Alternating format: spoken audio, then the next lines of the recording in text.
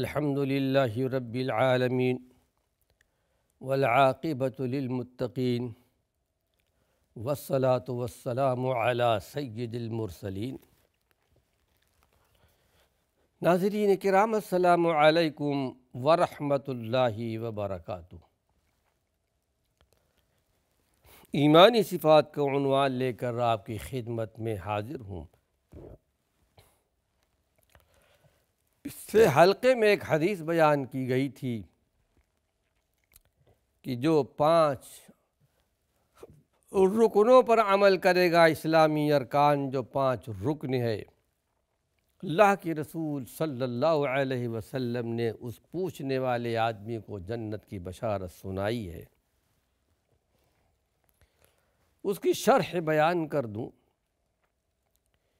کہ شروع میں یہ بات بیان کی گئی کہ اللہ کے رسول صلی اللہ علیہ وسلم نے ہم کو زیادہ سوال کرنے سے منع کر دیا تھا، اور اشارہ قرآن حکیم کی اس آیت کی طرف ہے جو سورہ المائدہ کے اندر ہے کہ یا ایھا الذین آمنوا، اے ایمان والو، لا تسألوا عن اشیاء ان تبد لکم تسؤکم۔ بہت ساری چیزوں کے بارے میں سوال مت کیا کرو۔ ان تبد لکم تسؤکم، اگر وہ چیز تم پر ظاہر ہو جائے، بیان کر دی جائے تو تمہیں اچھی نہیں لگے گی، زیادہ مت پوچھا کرو۔ حقیقت میں نئے سوالات کرنا ایک انسان کی فطرت ہے، لیکن اس عادت کو اگر آزاد چھوڑ دیا جائے تو بہت سی قباحتیں سامنے آتی ہیں۔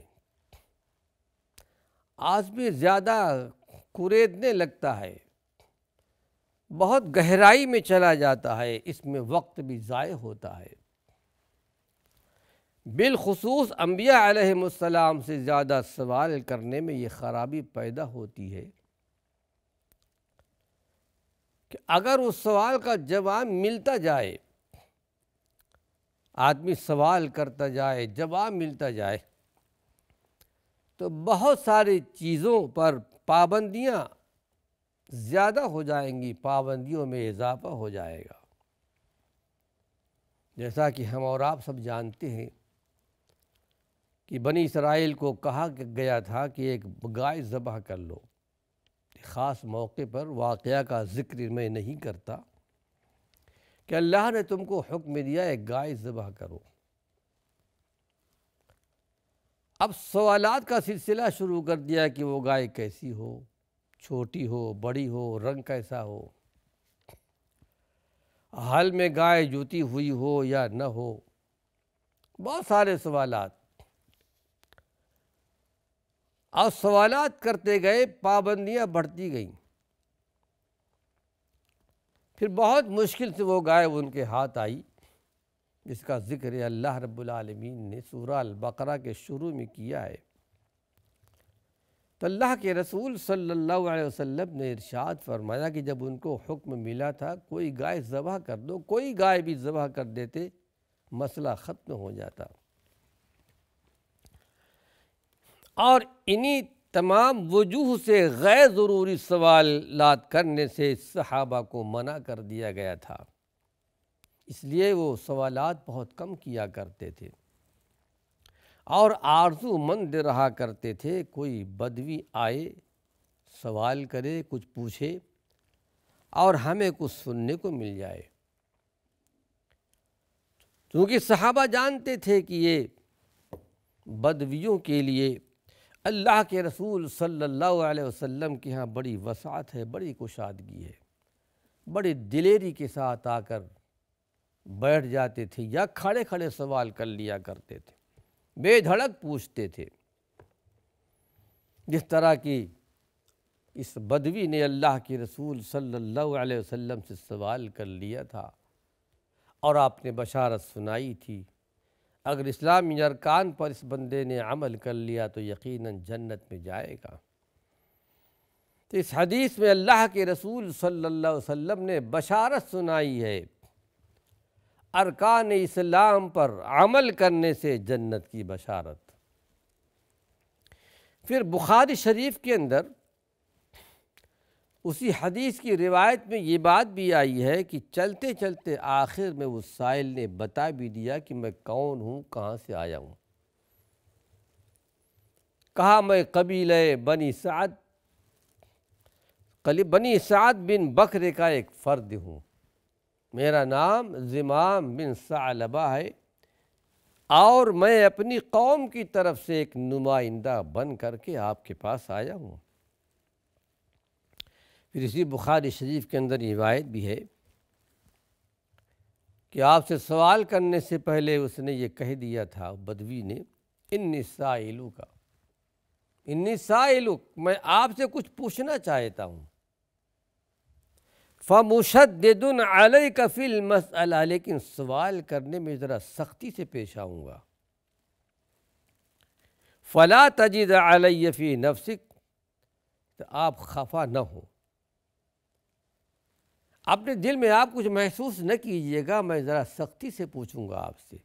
اور یہی بات ہے کہ اس نے بڑی سختی سے سوال کیا تھا۔ اب اللہ کے رسول صلی اللہ علیہ وسلم آپ کے ایک پیغمبرانہ شان تھی، اخلاق کے پیکر مجسم تھے۔ آپ نے ارشاد فرمایا کہ سل عما بدا لک، پوچھو جو پوچھنا چاہتا ہو، میں تم کو جواب دوں گا۔ اور اس کے بعد وہ سوال جواب ہوئے جو پچھلے درس میں بیان کر چکا ہوں، یعنی توحید کے بارے میں سوال کیا، نماز کے بارے میں سوال کیا، زکوٰۃ کے بارے میں سوال کیا، روزے کے بارے میں سوال کیا، حج کے بارے میں سوال کیا، جو اسلام کے 5 ارکان ہیں۔ لیکن اس سائل نے چلتے ہوئے جو آخر میں یہ کہا کہ لا ازید علیہن ولا انقص منہن، اے اللہ کے رسول صلی اللہ علیہ وسلم، جو باتیں آپ نے بیان کی ہیں، نہ میں کم کروں گا نہ زیادہ کروں گا۔ اس کا مفہوم کیا ہے؟ اس کا غالباً یہی مطلب ہے کہ جو آپ نے تعلیم و ہدایت دی ہے، میں اس کو پورا کروں گا، پورا کا پورا عمل کروں گا، نہ اس میں کم کروں گا نہ زیادہ کروں گا، اپنی طبیعت سے، اپنے جی سے۔ اس کا ایک مطلب یہ بھی ہو سکتا ہے کہ اللہ کے رسول صلی اللہ علیہ وسلم، میں اپنی قوم کو پوری بات جا کر بتاؤں گا۔ تیسری بات یہ ہے کہ اے اللہ کے رسول صلی اللہ علیہ وسلم، جو فرائض آپ نے بیان کیے ہیں، انہی فرائض پر میں عمل کروں گا، نہ کم کروں گا نہ زیادہ کروں گا۔ ایک دوسری روایت میں اس بات کا ذکر بھی ہمیں ملتا ہے کہ انہوں نے، زمام بن ثعلبہ رضی اللہ عنہ نے اپنی قوم میں پہنچ کر بڑی گرمجوشی کے ساتھ تبلیغ شروع کر دی، توحید کی، اسلام کی، اور بت پرستی کے خلاف بڑی تقریریں کی۔ ان کے بعض عزیزوں نے ان سے یہ بھی کہہ دیا، کیونکہ اپنے قوم کے سردار تھے غالباً، کہ یا زمام اتق البرص والجذام اتق الجنون، یعنی اے زمام،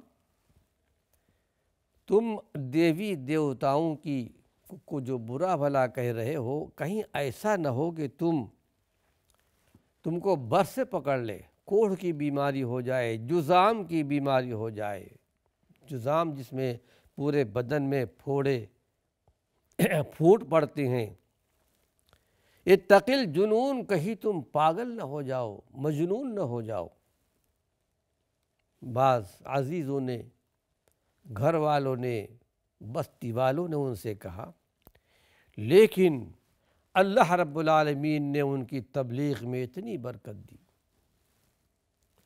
برکت دی کہ صبح میں جو لوگ زمام کو ڈرا رہے تھے کہ کوڑھ ہو جائے گا، جنون ہو جائے گا، برس ہو جائے گا، وہی سارے کے سارے لوگ شام ہوتے ہوتے بت پرستی سے بیزار ہو گئے اور توحید کے سائے میں آئے، اور سارا کا سارا قبیلہ، کوئی ایسا نہیں جو غیر مومن رہا ہو، سارے کے سارے مومن ہو گئے، ایمان لے آئے۔ اور یہ اس حدیث کی شرح میں نے بیان کی ہے۔ آج یہ ایک حدیث اور آپ کے سامنے پیش کر رہا ہوں۔ اسلامی ارکان پر جنت کی بشارت۔